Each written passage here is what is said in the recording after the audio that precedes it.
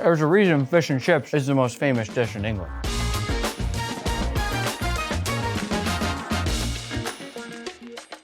We'll start by making our chips. Traditionally, the chips in England are made with no skins, so I'm gonna keep that tradition going and do the same. Lately, when peeling potatoes, I like to play a little game with myself where I see if I can get the entire skin off with one peel. But if you're hungry, I don't recommend that method because it takes quite a bit of focus and it won't change the flavor of the chips. I'm gonna cut them into what are called batons. The more even they are in size and thickness, the more consistently they'll cook. And I am cutting them quickly so they don't start to brown and oxidize. We want nice, beautiful golden fries, not brown fries. We're gonna rinse these now until the water runs clear, the same way we'd rinse rice before cooking, to remove any excess surface starch. And once the water runs clear, we'll let this soak for at least 30 minutes. While they soak, we'll make the batter for our fish using all-purpose flour, potato starch, baking powder, salt, white pepper, mustard powder, and just a little pinch of smoked paprika. Hold on, my grandma's calling me. You have 3 TV remotes, but you only need 1. But you have 3 TV remotes. You have 3 remotes.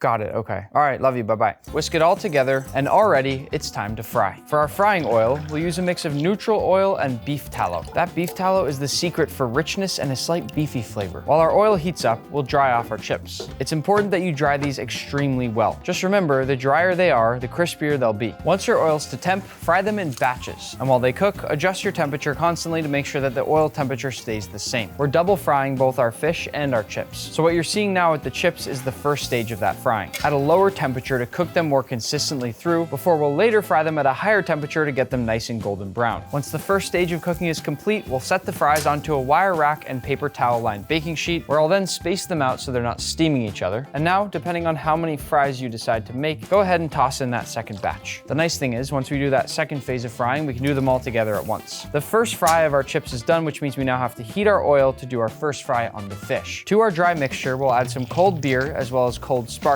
water. The bubbles in each of these are going to expand in the hot oil when we fry it and give us that light, airy texture on the crust of the fish. Once fully mixed, we'll let this rest for 5 minutes while we prep our fish. We'll be using cod, which is the most common choice by shops across England. When it comes to how we trim, there's really no right or wrong answer, but I'm going to use the natural lines of the fish to help guide what I do. Personally, I actually prefer when the fish isn't all the same size. I like some square, some longer, makes it a little bit more fun. We'll season generously on all sides with sea salt, white pepper, and potato starch, not only to give some flavor, but also something for that wet batter to stick to. And once our batter's had time to rest, toss in your fish, and into the oil we go. I like to ease each piece of fish into the oil, sort of like when you climb into a hot tub and you have to go slowly so you don't burn yourself. Let's see if you can see some of these crispy, craggly bits from far away. Look at those. These are good. After the first fry, the fish should have sort of an off-white, maybe light little spots of brown here and there color. And while our oil heats up for the final round of frying, I'm gonna go over here, clean up, and make our sauces. For our tartar sauce, we'll combine mayonnaise, Dijon mustard, chopped cornichons, chopped capers, diced shallot, chopped parsley, some lemon zest and lemon juice, a sprinkle of white pepper, and a pinch of salt. Whisk it up and season to taste, then cover it up, I drew a British person, and toss in the fridge. Our oil is almost at temp, but before it gets there, we're gonna make one more quick sauce, my favorite sauce for fish and chips, curry sauce. I had it for the first time at Gordon Ramsay's fish and chips restaurant, and it was delicious. And all it takes is mayonnaise, honey, lemon juice, curry powder, and a sprinkle of salt. And if you want to make it extra bright and yellow, you can also sprinkle in a little bit of turmeric, depending on how you like the color. British people might hate me for saying this, but I actually like to mix the curry sauce with the tartar sauce. Let me draw another British person. Actually, I'm gonna turn this one into Gordon Ramsay. Into the fridge we go. We want the sauce to have that nice cold contrast with the hot fish and chips. For the second fry on our chips, like I said before, we can fry them all at once. This time around, we're gonna fry for 3 to 5 minutes until they're deeply golden brown with a crisp outer shell. Toss them straight into a bowl and hit them immediately with salt. They should sound something like this.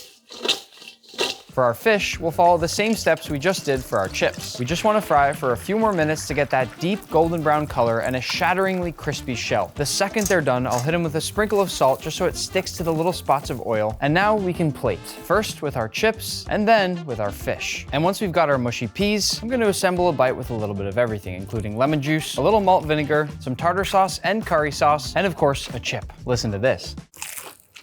Best fish and chips I've ever had. Ooh. Maybe I'll bring some to my grandma.